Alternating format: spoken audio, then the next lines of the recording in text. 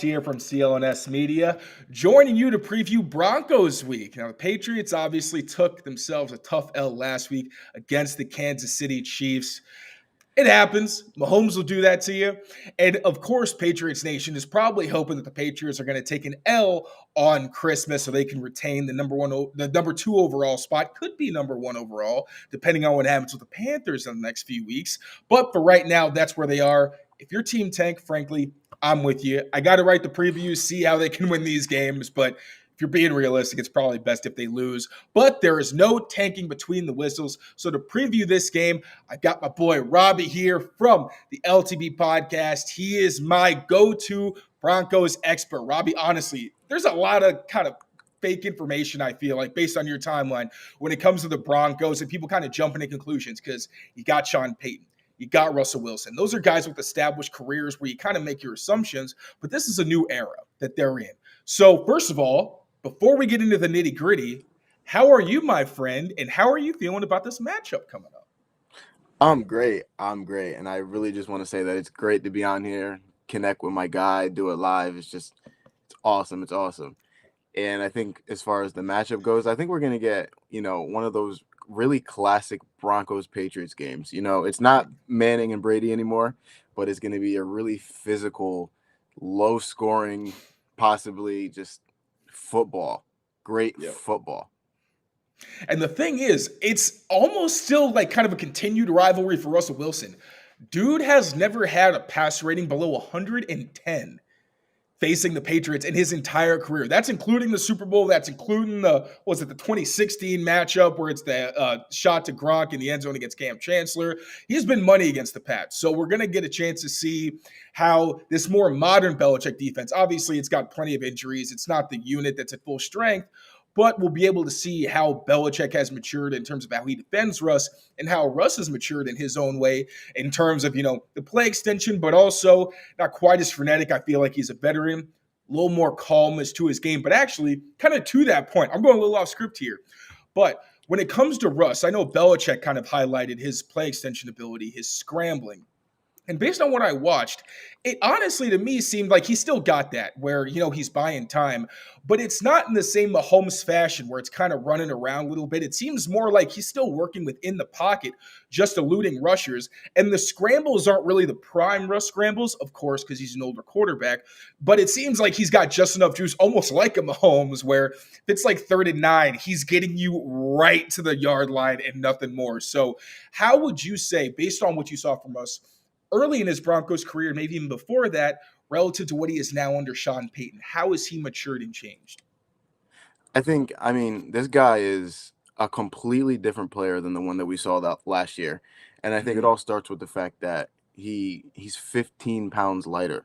Like whoever made that decision for us to bulk up going into last season just does not deserve to be around him because he lost all of his maneuverability, all the athleticism last season. He was a statue in the pocket, and that's an area of his game where he's just not great at. And coming out this season, he just looks like a completely different guy. He looks similar to old Russ. He's not completely there yet, but he's evading guys. He's getting himself to a more advantageous platform to throw the ball. And he's not doing it in, like your point, the early Seattle days to run off and, throw bombs. He's doing it to set himself up in a better position to make a play down the field through his reads and within the structure of the offense.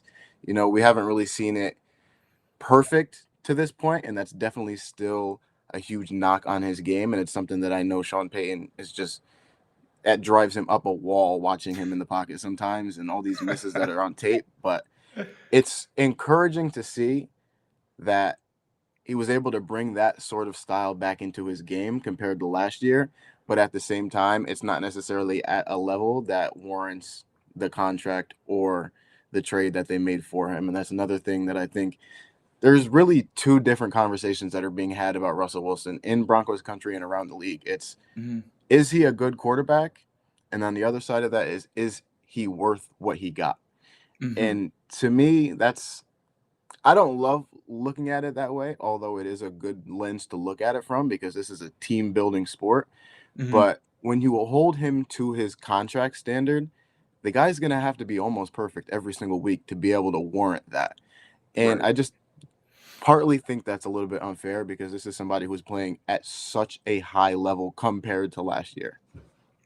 And one thing we talked about before the show, and we're kind of talking about guys with their value, etc. Jerry Jeudy was someone who was heavily tied to the Patriots before this season. They were involved in trade talks, didn't work out. You had the whole like Steve Smith tirade like a month or two ago where he just went in on Jerry Jeudy. And I saw that and I was like, was Steve Smith out of pocket? Hell yes. Like, not necessary. But at the same time, you respect how he evaluates players, especially when it comes to toughness and consistency. So, do you think the Patriots made a mistake not pulling the trigger on Jerry Jeudy? And if not, why? I don't think they did at all.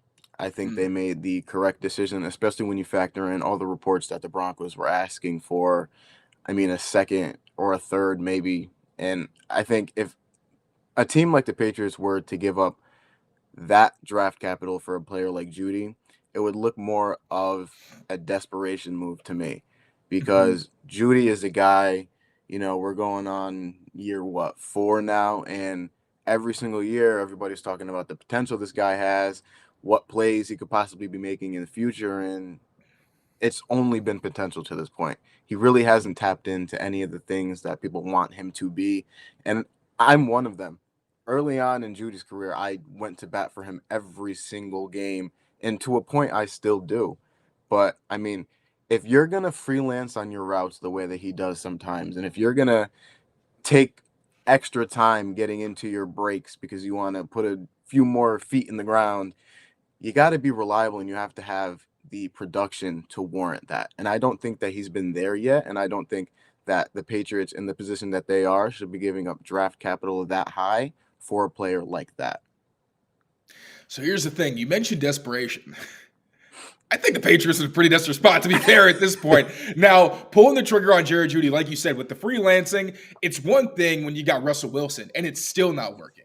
When you got backup passers like Mac Jones and Bailey Zappi, the freelancing stuff, like we kind of seen it with Tyquan Thornton even, where he takes extra steps, and it's just like, my guy, turn around. Like, you got to get to your spot on time. From your perspective, an outside perspective, how did the Patriots get here? How did they become arguably the worst team? I don't even know if it's arguable. The worst team in the Bill Belichick era. And in your perspective, how do you think they can improve? You don't have to get too deep. I'm not asking for like a full draft evaluation, but like, what does this team need to change from an outside view? I think, for me, it's when it comes to Bill Belichick, he is without a doubt one of the greatest coaches this game has ever and will ever see. And I think for that reason, he has bought himself a little bit of leeway with the decisions that they have to make with their coaching future. And when we're talking about Bill Belichick, we should be talking about two different Bill Belichicks.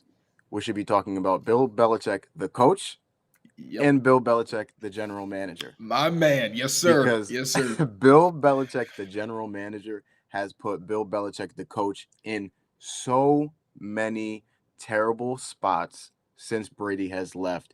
And even while Brady was there to a certain degree, but Tom Brady was able to, keep the ship afloat.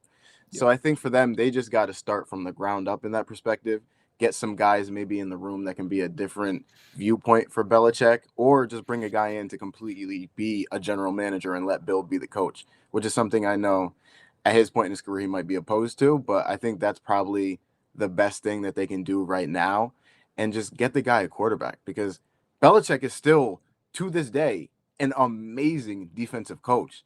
Like, with all the things I'm seeing about the Patriots, and I watch them on film, I'm thinking, like, this is a guy who the game has passed him up. That has not happened at all. At all.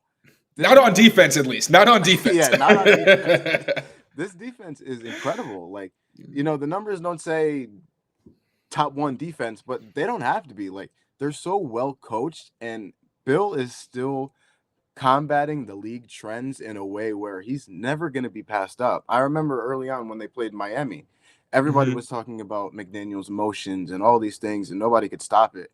And I remember they came out, and to combat those motions, they would get into sort of like a 2 invert look. And the Dolphins didn't know how to react to that, and Tua couldn't process that quick enough to be able to combat it. So something like that that's invaluable. You aren't going to find a coach on the market who's going to be able to problem solve in the season and during a game like Bill. So I think it all starts from the ground up. I think you keep Bill, you give him a 3-year pass, let's say, just to throw a number out there. If Bill, the general manager, still puts Bill, the coach, in terrible situations, then you have a decision to make. But to me, Bill Belichick is still Bill Belichick. Get him a guy, get him a quarterback, and you're rolling. Bill Belichick, the GM, I feel like he is at the end of his leash. But the coach, man, if he was willing to give up general manager control and really just give I'm not sure how much of the offense he's given to Bill O'Brien. Based on past history, I'm assuming it is Bill O'Brien's offense, and he's only coming over the other side when he has to. But defensively, man, every week you're seeing like the pattern recognition, the depth. Like they play so much man, and usually you say man, it's like, all right, we're gonna pick you off. It's really hard to pick off the Patriots because they know everything that you've been throwing at teams. So like you have to get an Andy Reid where it's like, okay, I know you, Bill. We've both been in this game a long time. Like the touchdown with Jerick McKinnon pitching to Ray Shee. He's like, I'm going to show your defense something they have never seen before.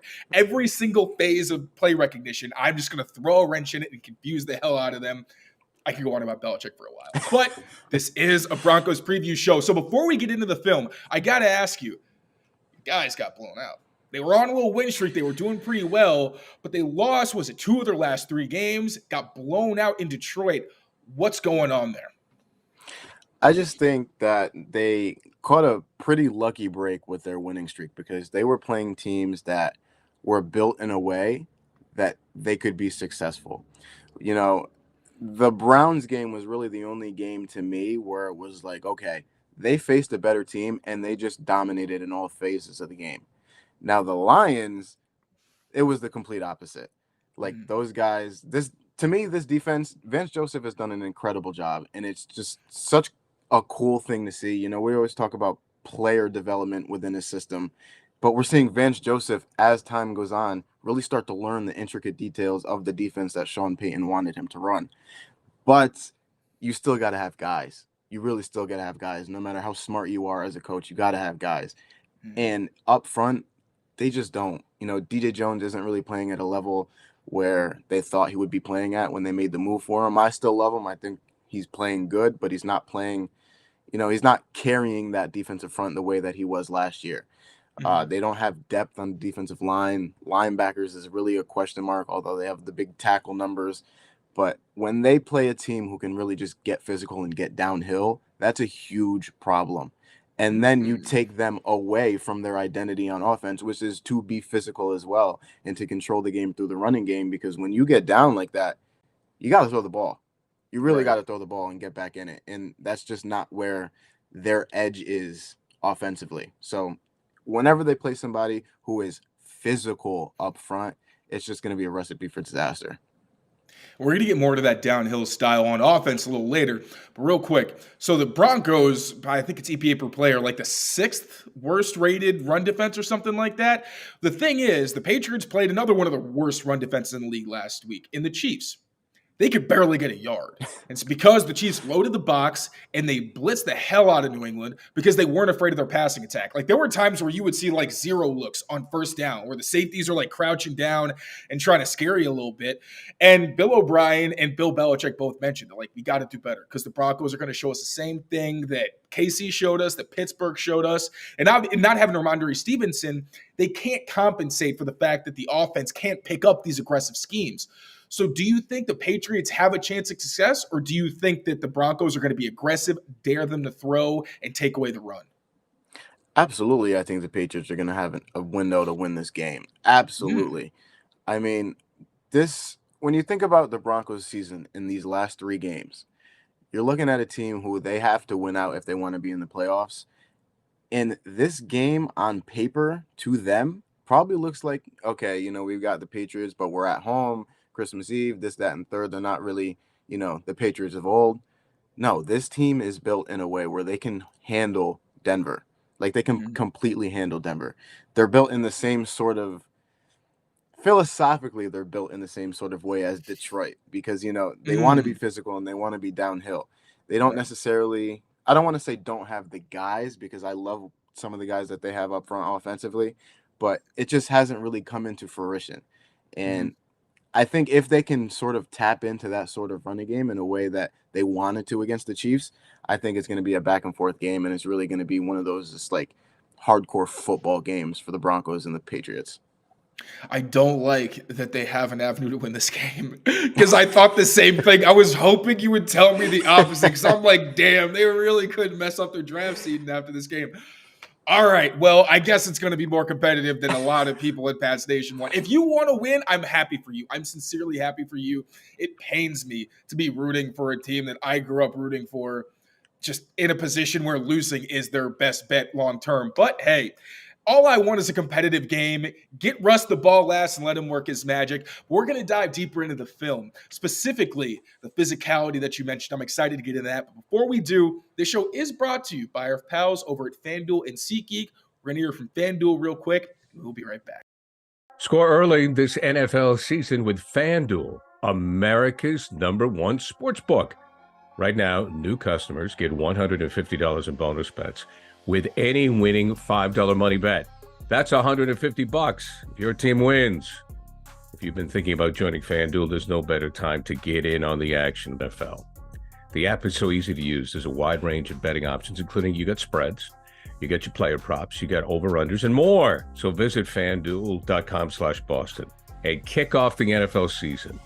FanDuel, official partner of the NFL. All right, Robby. So I'm going to throw your screen up real quick. Quick intro, though. We talked about this. The Broncos' physicality. That's been the name of the game for them, getting downhill. The Patriots are actually in a pretty similar position, where a lot of their success when they were having success in the ground game was coming from their ability to get downhill. City So was in the lineup, and that really helped kind of solidify, especially the right side. You get City So and Mike Nwenu. That's trouble a lot of the time. So for the Broncos, first, who are the guys up front that are giving them the opportunity to be this successful, and what do you expect to see just right before we get into the film? So up front, this rushing offense and this offense in general really just is through Quinn Miners. You know, he was like a dart throw from George Payton who really worked out because he's one of the best guards in the NFL right now, and he's just so dominant and so physical down low. They want to get the ball through him, and they want to get him pulling. They want to get him downhill. Wherever they can get him on another guy in the run game, they are going to look to do that. But they also have guys all around that offensive line. This is probably the best Broncos offensive line that we've seen in a very long time. Like, we've got McGlinchey, who in the passing game isn't great. I won't lie. He's not great. He's been accountable, though. I've seen the interviews. Yeah. He's accountable. But in that rushing game, like, you've got Miners, and then you've got McGlinchey, who comes from that Shanahan scheme, who's just so good in the rushing game. But you also have Bowles, who's really coming into his own as a Bronco with all this continuity on coaching staffs now. He's really, really, really coming into his own, and he's a well-rounded player. At first, he wasn't the greatest in run blocking. You know, pass blocking was more of his forte, but now, I mean, he's just so well-rounded. And another guy in that sort of mold is Lloyd Cushenberry, their center. Early on, he was another dart throw, and it wasn't looking great for him, but this season, he has just been absolutely incredible. Hell yeah. All right, so let's dive into the film, see these guys in action. Is it cool if I share your screen? Let me just get the clip up for you. Oh, good. This is the beauty of a live show. You get to see all the in-between, us figuring stuff out. It's all good.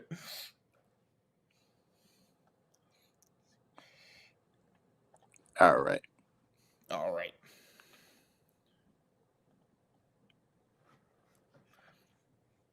All right. Also, so it's exciting to see a good. Oh, I'm sorry. I got you. I was going to get filler. You're good. All right, go. All right. So this first play here, this is, really more of an example of what I was talking about earlier, where they just, on offense, they want to be physical and they want to get downhill. That's what they want to do. And it's interesting because early on in the season, they didn't really know where their edge was offensively. So they kind of tapped into what a lot of the rest of the league was doing, and they tried to get into some zone running, and they tried all these different things. But once they started to really tap into the under center, downhill gap scheme sort of runs, that's where they have found their success, and that's where they have found their sustainability. So a play like this, it's 8-9 yard gain, but they're getting into what they want to do, and they're dictating what they want to do offensively and what the defense is going to do defensively. So this is just going to be an under center downhill duo run. Javonte is going to press the A, and what you're going to see is you're going to see a great ace block on duo, which is a center and guard double team working up to the second level. They get that double team on 91, and they really create a hole there. But also front side, they get a doom block from the guard and the tackle. And when you get both of these doubles on duo, which is the point of duo, you want to get double teams at the point of attack, and you're just like vertically displacing the defensive line, that's where these holes come in, and that's where a runner like Javonte can really tap into that, and it's just awesome to see. I'll let it play out. So you see, he gets the ball, and when he's pressing the A, and he could, if he wanted to, he could just go straight through that hole where Cushenberry is. Troutman on the left side, the offense's left side, the tight end, does a good job of coming in and digging out that Mike backer. Is that an insert? Was he on the edge? My bad. Yeah, he was on the edge. That was an insert. And he just did a great job of just getting in there and digging that guy out. So Javonte had, he pressed the A. He thought he had it run to the left B gap, got there. Things sort of closed up, shot back to the right because there was a hole there because of the doom block, and it was just a great run. And the thing is, the Pats, again, to be fair, this is the Chiefs, who, like we said, one of the worst run defenses in the league. Pats are by far the best this season. So from your So from your perspective, the beauty of live shows. But how have they done against some of the better run defenses they faced? Have there been struggles? Have they shown the ability to adapt? How's that worked out for them? So against the better run defenses, they have sort of, they're not the Browns or the 49ers. They're not going to gash whoever they go up against. But they have been able to do enough to where they can find their edge offensively and get into what they want to do. Because when you can have success in those under center downhill runs, that opens up your under center play action offense and your passing offense. So whenever you can get just a respectable rushing offense from under center, that's where they want to be. And they've really been able to do that against most teams that they face. I won't lie, this team sees a lot of possible tackle for losses. Guys shoot through gaps on this team. I don't know what it is structurally or technically. On predictability? Is it like just they use the same looks all the time? It definitely could be. One of their biggest tells is whenever Jaleel McLaughlin's on the field. I love him. He's a great story and he was a great player early on. But when he's on the field, teams know what they want to do because he's not in a place at his career yet. He's a smaller guy in stature. So he's not a great pass blocker. So when he's in the game, it's going to be one of two things. And they've shown this look all year on tape. Anybody can watch this tape and see this. Anytime he's on the field, it's going to be a little flare out screen to him, or it's just going to be a zone run or a sweep from shotgun. Those are the two things they get from him. Occasionally they'll switch it up and they'll throw a toss out there, but those are the things they get. And when defenses and especially second level players can key in on that and they have respectable gap integrity, they're just going to shoot through. They're always just going to shoot through. And they see a lot of that. But both of these running backs, McLaughlin and Javonte, especially in the running game, they both have done a great job at making that initial defender miss. So they avoid a lot of the tackle for losses that they could possibly see just because of their talent. Now, that's interesting because the Pats, like I said, very good run defense. A lot of it is the fact that Jelani Tavai and Juwan Bentley, when they're at the second level, they diagnose so quickly, especially if there's a key that they can already see. Once the play is snapped, if they see the back on one direction or the other, they're like, yep, I'm firing downhill. And they don't miss tackles very often. So we'll see. That's going to be a good test. Where can they take advantage of the fact that, one, you can get downhill and diagnose run quickly and also bring them down and turn some of those plays with the backs, turn what should be a tackle for loss into a solid gain into true tackles for loss and shut that down. But have they faced any, obviously Chris Jones, but he's not really a run defender. Like if you give him some layups or something, he'll take advantage of them. But usually he's to the backside, he's chasing down, not doing a ton. Have they faced into really good guys who have been at the point of attack consistently? And how do you think that they've managed those situations? I don't think they've seen guys at the sort of level that Barmore is playing at right now because, listen, he's one of my favorite defensive players in the league. Like, me personally, I love, like, those big two-gap possible players in the inside who can just wreck offenses. I love that. So watching him is always fun to me. Ben, they just really haven't played somebody on the interior who can really do that consistently. You know, they've played some good players, and again, I go back to that Browns game because Myles Garrett, although he wasn't obviously on the interior, Myles Garrett coming into that game, I was terrified. And if I'm terrified as a fan, I can't imagine what the coaching staff is going through leading up to that game. And when they got into that game, he did get injured late, but Myles Garrett was pretty much a non-factor, like the entire game in both run defense and passing. Like he had, I want to say 2 pressures. That's off the top of my head. Don't quote me on it. But I think he had 2 pressures and he had 1 cleanup sack that was at the end of the game.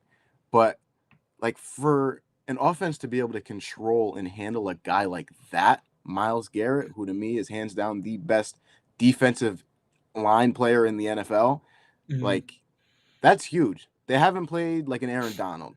But when you get reps against a guy like Garrett and you're able to control him, I think that really shows that just the level of game planning that they have from that offensive staff, like they know how to handle guys. Now, a guy like Barmore, he's just a physical and talented freak. Like he's going to get his plays.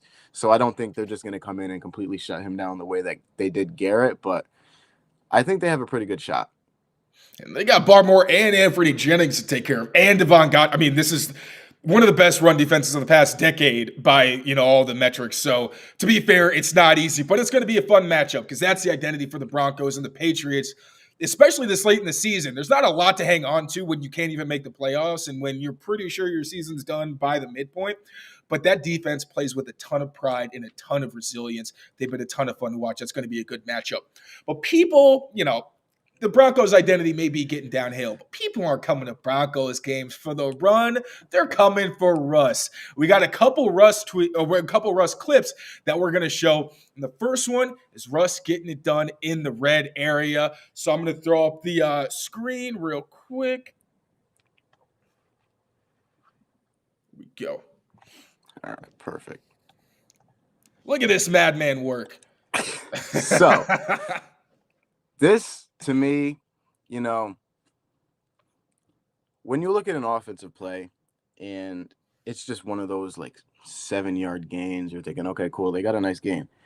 But what really goes into those 7-yard gains to me is just one of the most fun things to watch as a football fan. And especially when it's your team's quarterback who is doing it. Like when we're talking about Russell Wilson, we're talking about a guy who has dominated the league based on his physical talent.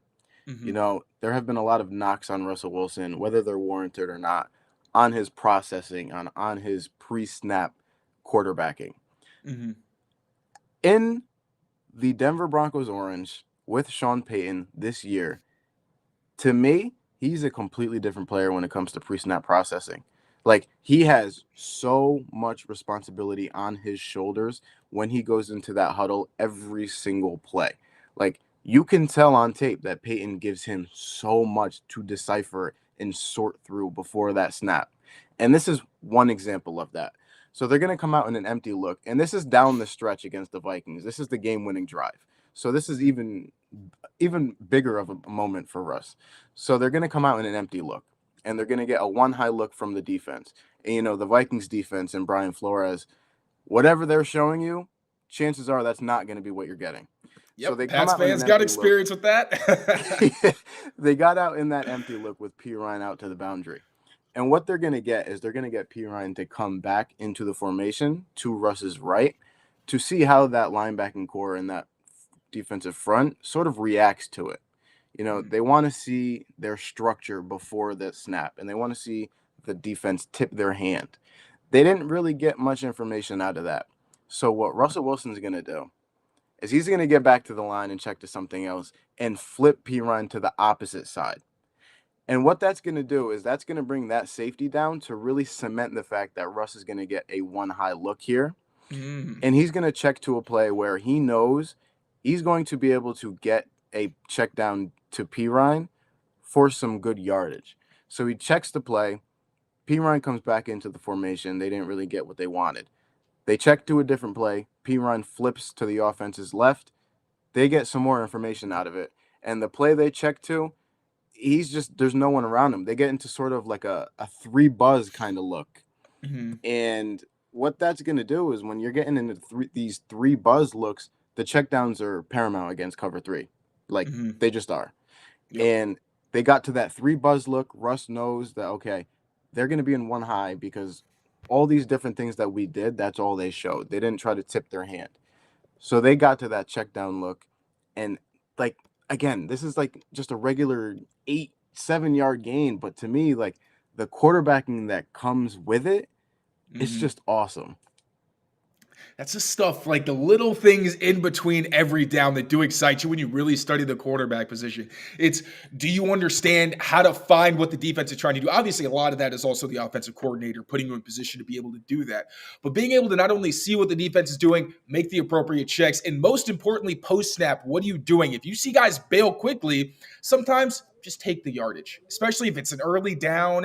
You don't need to get a shot necessarily. If it's there, you want to see your guys take it. But in the clip that I found for this one is kind of similar, because one thing is, like you said, you want to take the check down against really conservative kind of zone coverages where they're just going and bailing at the snap. Flores and the Patriots with their more aggressive units do that a ton. Patriots weren't super aggressive last season. Like, they rarely used cover zero. They mostly just showed it and played cover two out of it. This season, we're seeing a little bit of both. So offenses really don't know what they're trying to do.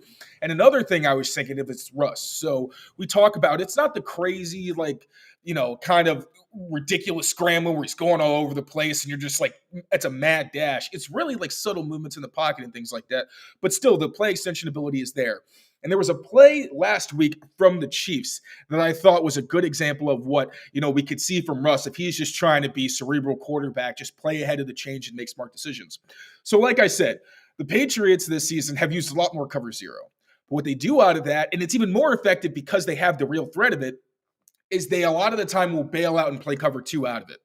Because usually if you see a cover zero look, you're going to try to adjust with some kind of quick play, or you're going to use max protection, whatever. Cover two is usually a really good solution for anything that someone's trying to use to beat a blitz. So here, the Patriots showing something like zero, because you got the two guys, you got Jelani Tavai and Juwan Bentley mugging the interior right there. And then you got a safety who's deep, but based on alignment, you're thinking, all right, so maybe Duggar's on the tight end. Maybe this is man coverage here. Not totally sure what you're going to get. But then you see Juwan Bentley goes from the line of scrimmage and basically ends up being a safety. So this is Tampa 2 coverage, where it's cover two, but the interior hook defender right here is, we call it running the pole, where he's basically just trying to take the inside most vertical threat, follow him up the field, and make sure that the void that you have between the safeties can't be exploited so easily. So Juwan Bentley, I talked to him about this today. One of his best qualities, he's like a 255, 260-pound linebacker. He's a throwback type. I called him basically a defensive lineman at the second level. But when you can get to your spot expeditiously, as T.I. would put it, that's going to take a lot of the pressure off your coverage. But what happens is Mahomes is able to buy some time. You see, I think this is a penalty against Jeremiah Farms, to be fair, but, it didn't get called, so whatever. Mahomes, subtle pocket movements, able to buy time. And what the Chiefs do specifically is Mahomes loves to hit that void between the hashes. I don't know if it's a lot of their play designs where they have a lot of drive and dagger concepts where it's specifically attacking the inside of the field, but he loves to just have one of his guys sit in that middle of the field and make themselves available. And you see that right here where Bentley is doing his job. This is not a throw that you can make, and you'll take that. But it's also not easy when you got a receiver who's sitting well past the sticks for an easy first down. Russ eventually finds him. That's an explosive gain when really the defense did everything right. So based on that, Do you think that's something we're going to see more from Russ, where sometimes you just kind of take what you're going to get? Or do you think from him, have you seen any instances where sometimes he does force it downfield? Or really is he kind of veteran quarterback where I'm just going to take what I want to get? Basically what I'm asking is, are the Patriots going to get any freebies? I think, listen, you brought up a great point with whenever they get into those cover 2 looks, that when they get that pipe player who's going to be all the way down the field and they have that void in the middle of the field where they can just have somebody play and be an over-the-ball route, whatever it is, that ain't going to happen for us. For whatever reason, if there's a route in the middle of the field that is going to be open because of the structure of the defense or the coverage, whatever it may be, that ball ain't going there. Like, chances are that ball ain't going there. I'm glad you said that. I'm glad you said that. And it's just so frustrating because that's the bread and butter of Sean Payton's drop back offense. And when Russ gets outside of the pocket and when he starts to extend things, he's looking outside the numbers. And when we're talking about outside of the pocket and passing downfield, that's a lower percentage area of the field when you're extending a play compared to the middle of the field, to me. More often than not, like if it's in a cross body to the middle of the field, that's as low percentage as you're going to get. But when you're facing a too high structure, there's going to be a void in the middle of the field somewhere, whether it's to the weak side, to the strong side, or in this case, right in front of a pipe player in Tampa 2. There's going to be a void there. And it's just so important that if you're going to break the structure of the offense and extend, that's where you have to look. And we're seeing with the Patriots, they're just so too high. It's like they just love too high. They get into too high. More than people would think. Would think. Because it's how they disguise it as the stuff, the zero, the man looks, and then they like to get into quarters or cover 2 because it's the exact opposite of what you're expecting. So when they get into that, and if you're not willing to take where that void is in the middle of the field, they're just going to do everything right, and things are going to be smothered all over the field. So it's just frustrating to watch on tape. And I love that you said that, because watching him, I was looking at the Detroit tape, and I was looking at like some of his longer dropbacks, and he had 2 big plays where he scrambled and bought time. Both were outside the numbers. So I'm thinking like, all right, I'm not seeing a lot of stuff over the middle of the field. I tried so hard to get some Patriots to be like, so how do like Mahomes and Russ, when they extend plays, how are they different? Because it's not the same. I was like waiting for somebody to tell me like they don't throw it in the same part of the field. Of course, it's the Patriots. They're buttoned up. They're smarter than that. And they were like, yeah, no, it depends on the situation, the play call. I'm just like, I think we all know that it's not the same thing. They break down and they like to do different things. So thank you for that. So when you have that kind of blind spot that Russ has, where everybody talks about like, you short quarterback, you don't like to throw over the middle of the field. It's not like the short quarterbacks are necessarily dissuading those notions. They're kind of just playing right into them. But that plays in the Patriots' hand. That's why I'm saying, like, are there going to be any freebies? Because if they know Russ is going to throw outside, then if there's that cloud defender who's just waiting, and he's like, all right, I'm going to midpoint it. I know where the underneath route is. I also know there's somebody behind me, so I'm just going to get them up to scare you. That makes it a lot tougher. All right, so that excites me. Okay, I thought I was crazy because I asked nobody acknowledged that there was any difference. They were like, no, they're both just good at extending plays. I'm like, all right, you guys are giving the company line. I get it. All right, we got one more play. This is the red zone play. I made a mistake. We're going to get into it, but real quick, word from our friends at SeatGeek. We'll be back. I've been looking for the best deal on Celtics tickets, and with over 28 million downloads, SeatGeek is the #1 rated ticketing app. There are more than 70,000 events every single day on SeatGeek, including concerts, sports festivals, and more. With the NFL, NBA, and NHL seasons in full swing, you don't want to miss out. SeatGeek has your tickets to every game. Plus, artists like Travis Scott are on tour. They put all the tickets across the web in one place to make sure you're getting a good deal. Each ticket is rated on a scale of 1 to 10, so look for the green dots. Green means good and red means bad. Every ticket is backed by their buyer guarantee, and SeatGeek is the only site that lets you return your tickets ahead of the event with swaps. So as you know, I always come through for you guys. You can use my code DREAMERSPRO for $20 off tickets at SeatGeek. That's $20 off your first purchase with promo code DREAMERSPRO. Make sure you check the link in the description to download the app.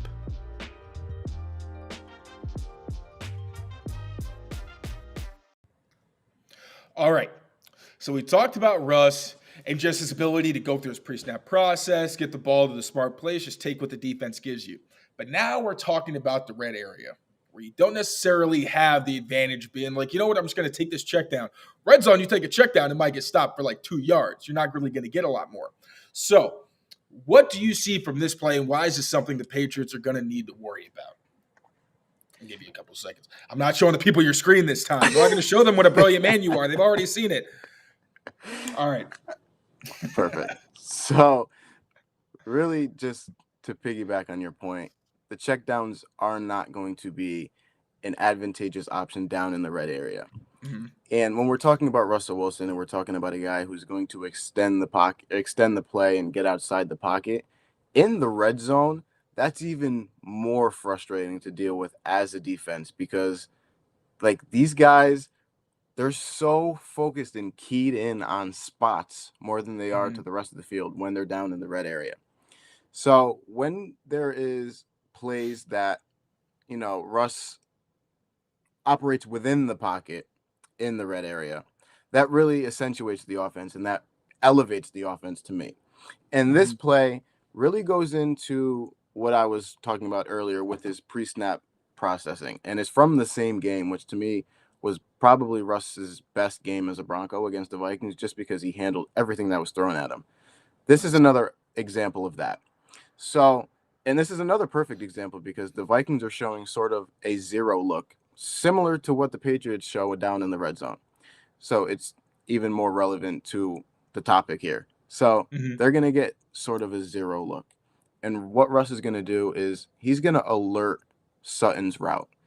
And the concept here is just going to be sort of like a 2-level flood. You're going to get a deep corner and you're going to get an out route underneath it. Him alerting that deep corner, against a zero look, not only does that show trust within the receiver to create separation and get to that back pylon, but that shows trust with your offensive line because he's at the 15 facing a zero look and alerting a post that's going to be breaking down the field, like down the field when you're talking about a zero look. So that shows so much trust in the offensive line. And for him to stand in here and sort of step up in the pocket and make this play, I mean, it's just awesome to see. And you'll see it's not even like that advantageous of a throw in a window here. Like that player is drifting back towards Sutton. And still, Russ put it in a spot to where only Sutton could go up and get it, and Sutton just does his thing and comes down with it. So when you're looking at a player like Russ and you see all these different things about his pre-snap processing and is he going to get the team in the right looks, this season so far, this offense is at its best when they can run the football and when Russ comes out and can react to what he's seeing on the fly and get the offense into the right look. One question. Courtland Sutton, I feel like he's on the receiving end of like all the crazy plays that Russ has made.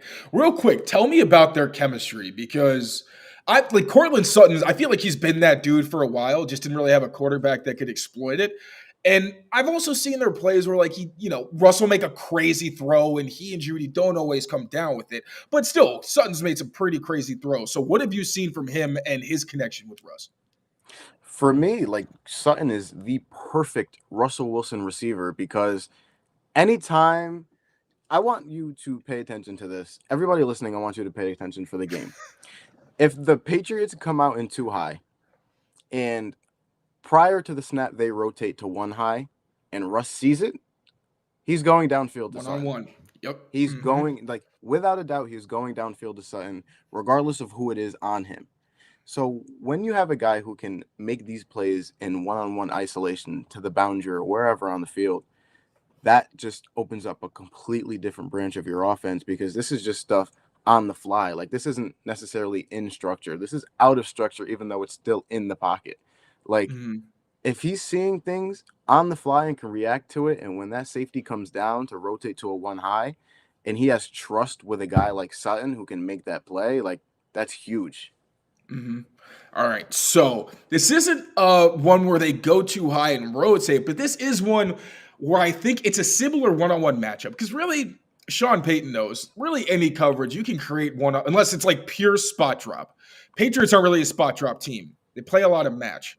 And this was one of the rare instances where when they play this kind of coverage, again, you're really thinking they're probably in zero, especially when they're kind of lurking towards, like they're lurking down near the box like this. Structurally, you're thinking they're probably in zero based on what they usually do. One tell. This will be fun for you watching. I don't know if I've like mentioned this to people at home. One tell for when the Patriots are going to be playing too high zone. See Miles Bryant right there at safety, and you see Peppers right there on the edge. They're screaming that they're either, usually it's cover two, but it's some kind of split field zone. Because what they like to do is with Peppers, so if you'll remember with the Giants, for some insane reason, they would constantly put him in man coverage in the slot. There was a game where they had him go up against Cooper Kupp like he wasn't a safety, and it was mind-blowing.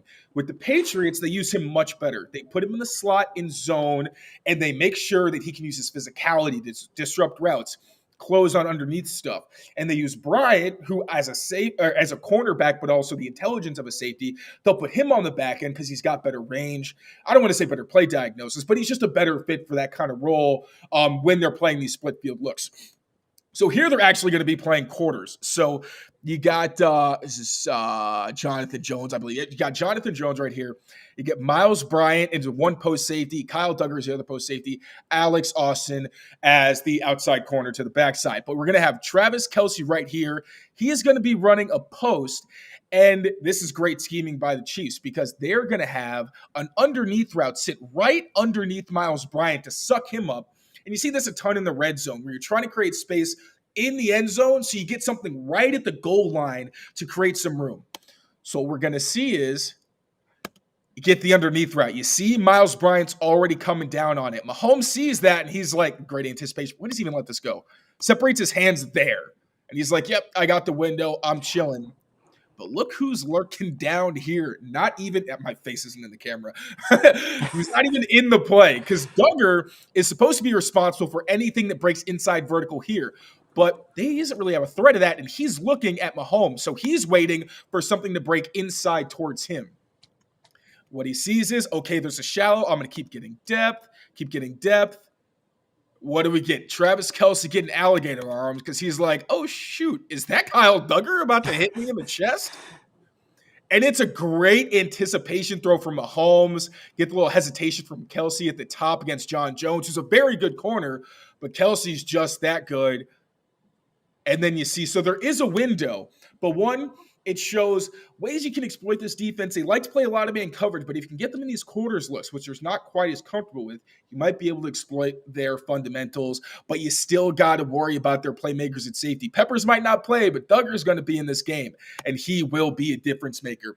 So when it comes to split field coverages, not just cover zero, but like zones, is there anything that they really like to do? And when it comes to man coverage, because that's probably what they're going to see the majority of, what have you seen from the Broncos and how they like to attack that?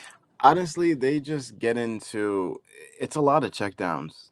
Like, it's a lot of checkdowns. And to a fault a lot of times. Because, like, working the intermediate level of the field, middle of the field especially against zone coverage, like, that's huge. That's how to get teams out of it. And if you can't do that, the defense is comfortable just sitting in it.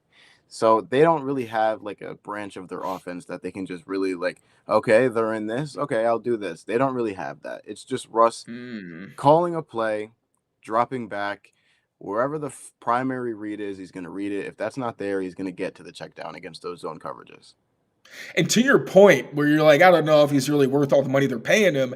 If you have an offense where a defense can come in and be like, there's a part of the area that we don't, or part of the field that we don't need to worry about. It helps when you have Russ's, ability to create outside of structure, his mobility, especially now that it's improved. But that's big. So I'm starting to think that we're going to see a lot of those cover one disguises that rotate to cover two. And maybe, still, like you said, like he's got the experience. I don't think that just going from single high to split field is going to be like, oh my God, what am I seeing? But it creates that extra level of difficulty for him, or he might think he's got a good matchup, but they're playing the boundary. They're saying, I got my one guy who's going to take the intermediate. I got my deep safety who's going to take anything deep. Are you going to throw your checkdowns underneath? And I trust my guys to close on that. Putting you on the spot a little bit here, but to close out, I've already taken up a lot of your night, but I got to know, if the Patriots win, what happened? If the Broncos win, as we're hoping they do, what happened? If the Patriots win this game, it's another classic Bill Belichick defensive game plan to where whatever Denver wanted to do on offense just didn't work at all. They weren't able to get going with anything. They weren't able to run the ball. The passing game wasn't there, as it is a lot this season, but it's just Bill Belichick. And if the Broncos win, it's Sean Payton scheming up, opportunities against certain players and isolating a guy that they might have a advantageous matchup against and just focusing on that and just really just like dialing in on it, making that guy wrong no matter what he does, and also them being able to run the football. So, Alex Austin, rookie. He played over Sean Wade last week. He's been in the system for longer. J.C. Jackson is probably out for the season due to mental health issues. Obviously, we wish him the best. But if you're talking about somebody that Sean Payton might try to pick on, he was on the left side on the vast majority of snaps. I think the only time he wasn't was when the Chiefs were using Trey looks, which is 3-by-1, but the isolated receiver is a tight end. So it kind of helps you diagnose the coverage. And usually an outside corner to one side will just reduce and be the number 3, or an empty looks. It's kind of the same thing.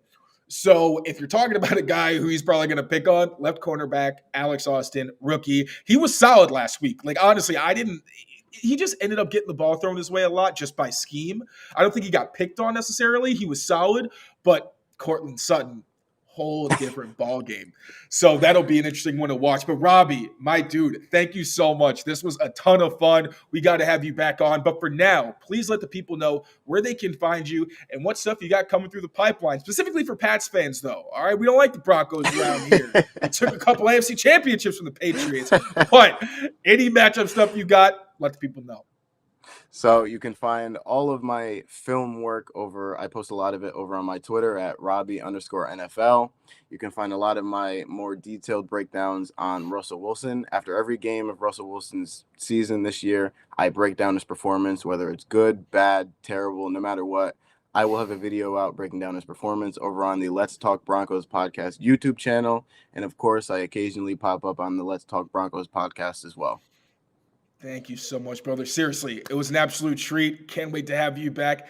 Thank you all for watching. As always, we appreciate you so much. Happy holidays, everybody. In case we don't talk before then, take care of yourselves, take care of each other,